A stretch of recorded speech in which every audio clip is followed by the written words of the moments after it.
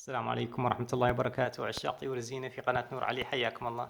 سؤال من أحد الأخوة في القناة يقول نحتاج تعلمنا شلون الطير نصيح له ويجي. الطير طبعا يتعلم حسب فترة آه، يعيش وياك، الفترة اللي يعيش فيها وياك. كل ما عاش فترة يتعود على صوتك، يتعلم على أسلوبك وأنت تفهمه وهو يفهمك. يعرفك متى تصيح له ويعرفك متى تقول له روح بيتهم. يتعود. الطير ذكي. هذا كيتي عاش وياي تقريبا سنة ونص، يعني حتى صوتي آلفة. إذا أقول له تعال يجي نبات، حتى لا إذا أزعل عليه يعرفني. وراح نجرب ونحاول. كيتي السلام عليكم، تعال. كيتي السلام عليكم. كيتي كيتي تعال. كيتي السلام عليكم. السلام عليكم. تعال كيتي. تعال كيتي. تعال كيتي. تعال كيتي. وحسب المزاج، مرات المزاج رايق يجي، نبات ما يجي. تعال كيتي السلام عليكم. تعال كيتي. والخطوة المهمة بداية ما تصيح له لازم كل ما يجي تنطيه أكل مدة شهر، كله تنطيه أكل كل ما إذا صحت له، وبعدين يتعود عليك. كل ما تصيح له حتى لو ما تعطيه أكل يتعود بنصيح له. وأهم شيء يتعلم اسمه، تختار له اسم سهل وتعوده، ولا تتوقع تصيح له مدة يوم أو يومين أو أسبوع أو شهر. قلت لك الطير كل ما طال فترة حياته وياك يألفك، يعرفك شلون تصيح له ويتعلم. كل التمارين للطيور تخص الطيور تحتاج فترة. اكو ناس ما عندها صبر، يقولون صار لي طير اشتريته شهر وبعده وحشي ما يصير أليف. فكل مربي يربي طيور يتوقع عنده صبر، لازم ضروري. تعال كيتي. تعال السلام عليكم. السلام عليكم. شاطر بوسة. يعني المكافأة مو شرط تكون أكل، حتى لو تكون مثل تقول له شاطر أو تنطي بوسة.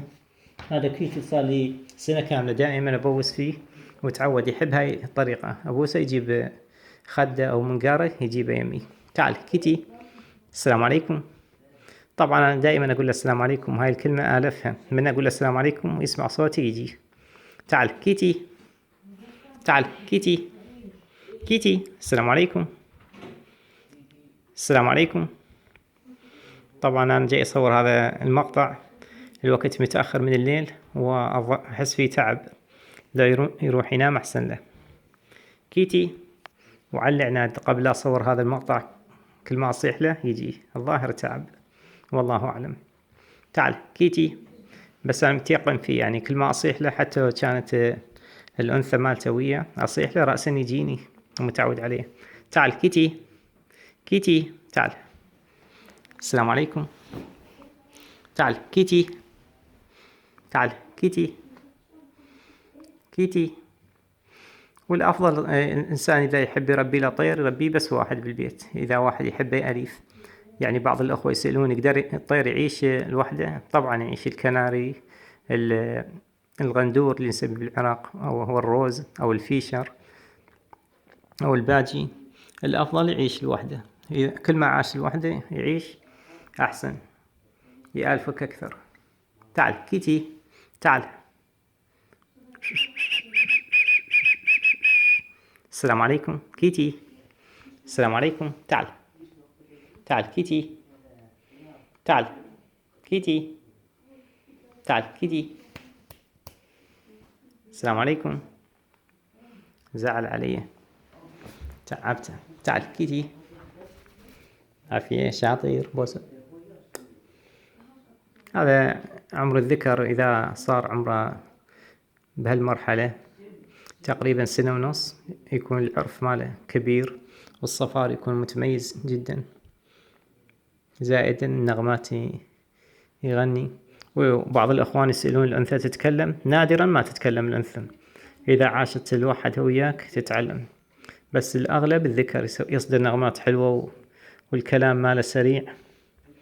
يعني أنا ربيت هذا كيتي تتكلم، بالتالي من صار عمره 6 أشهر جبت له أنثى. اعتيادي إذا صار الوحدة يتكلم أسرع، إذا صارت وياه أنثى بعد يتعلق فيها وينسى شوي الكلام. تعال كيتي، تعال كيتي، تعال كيتي، تعال.